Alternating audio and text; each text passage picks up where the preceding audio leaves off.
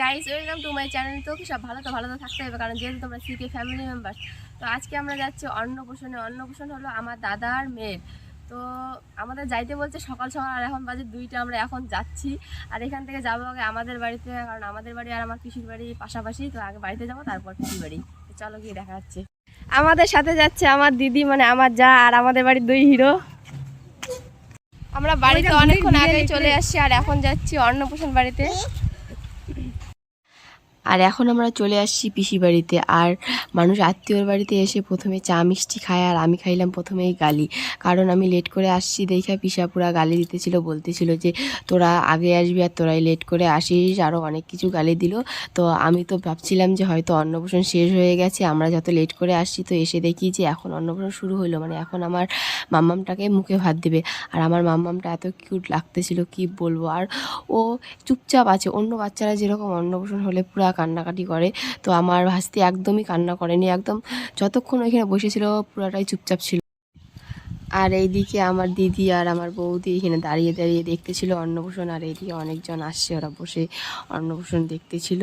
আর আমার মাম্মাম তো একদম চুপচাপ বসে আছে। ব্রাহ্মণ কি বলতেছিল মন্ত্র, ও শুধু ব্রাহ্মণের দিকেই তাকিয়ে আছে।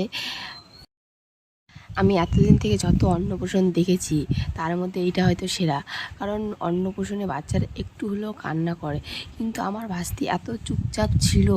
ও অন্নপ্রাশনের শুরু থেকে শেষ অবধি একদম চুপচাপ ছিল, একটুও কান্না করেনি। আমার ছেলের অন্নপ্রাশনের দিনই তো আমার ছেলে এত কান্না করেছে, কি আর বলবো, ওকে তো একদম আটকানোই যাইতো না।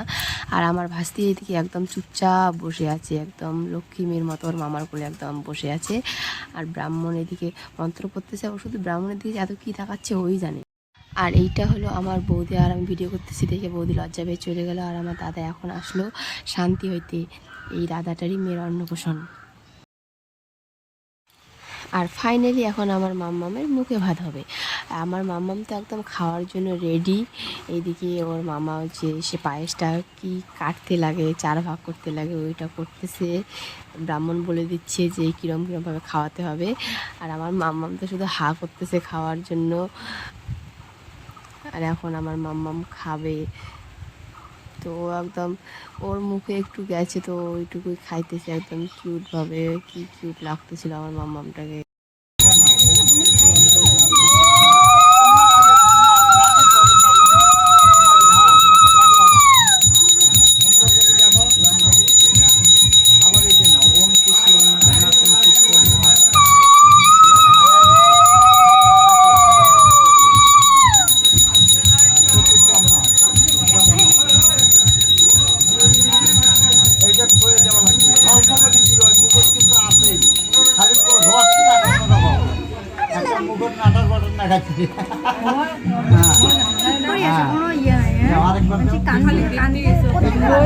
রোহানি তো কি কাঁদছে,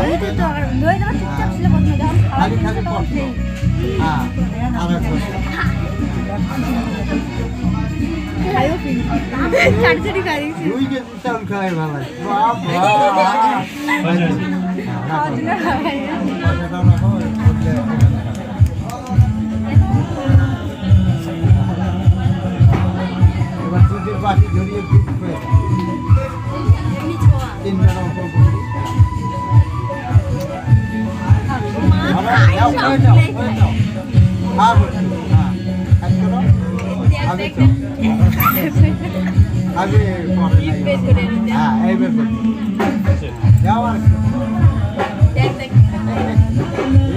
মানে এরকম করে বাটি ধরে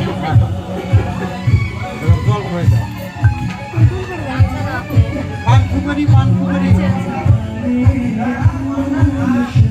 একটু জল তো।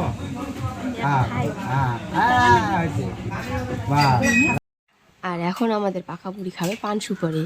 আর এ তো দেখতেছি পান সুপারি খাওয়ার জন্য একদম রেডি, পান পুরা চিবাইতেছে এদিকে। আর অন্নপ্রাশন করলে একটা নিয়ম থাকে যে বাচ্চারা প্রথমে কি ধরবে, ওখানে অনেক কিছু দেওয়া থাকে, চাল ডাল, তারপর বই খাতা সব কিছুই দেওয়া থাকে। তো আমার মাম্মাম তো প্রথমে বই ধরেছিল, আর তারপর একদম ও চাল ঠাল যত কিছু ছিল সব কিছুই একদম ঘাঁটতেছিল, পুরো সব কিছুই ও ধরতেছিল, কিন্তু ফার্স্ট ধরেছিল বইটা। আর এইদিকে এখন চাল ঠাল ধরতেছিল সব কিছু। আর এইটা হলো আমার ছোটদা আর বৌদি, আর ওদের এদিকে রাগারাগি চলছিল, কারণ বাড়িতে অনুষ্ঠান আর দাদা এখনও স্নান করেনি, তাই বৌদি রাগ করেছে। আমাদের পাড়ার নায়িকার চলছে রান্না বাড়া।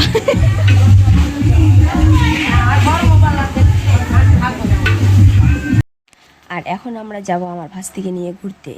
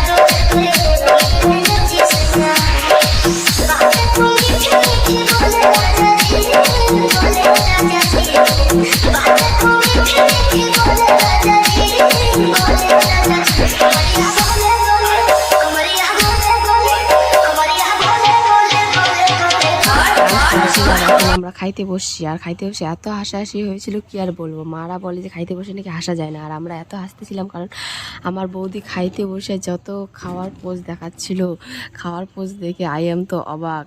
আর বৌদি তো একদম পোজ দেখাইতেই আছে, আবার লজ্জাও পাচ্ছিল, আবার পোজও দেখাইতেছে।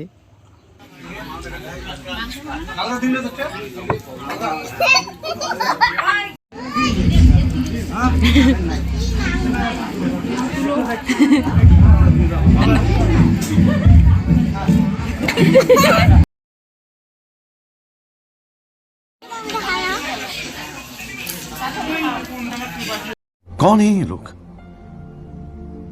कहां से आते हैं ये? আর এইদিকে বৌদির পোজ দেখতে দেখতে মাহিরও আবার খাইতে বসে পোজ দেখাইতেছে। আর পোজ দেখাতে দেখাতে ও একদম তো লেবু খেয়ে নিচ্ছে। আর তারপর ওর স্পেশাল দাঁতগুলো দেখাচ্ছিল আমাদেরকে, আর আমরা ওর দাঁত দেখে পুরা তো হাসতেছিলাম সবাই।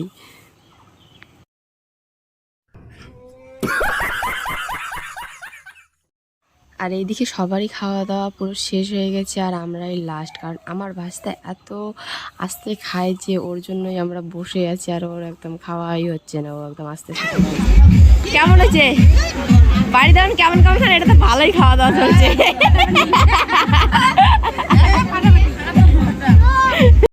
আর এখন আমরা বাড়িতে যাব, তাই আমার মামামটার কাছে আসছি মামামটাকে বাই বাই করে দিতে। তো আজকের ভিডিওটা এই পর্যন্তই, দেখা হচ্ছে নেক্সট ভিডিওটি ভালো লাগলে লাইক কমেন্ট শেয়ার করবেন, আর প্লিজ সবাই সাপোর্ট করো। টাটা।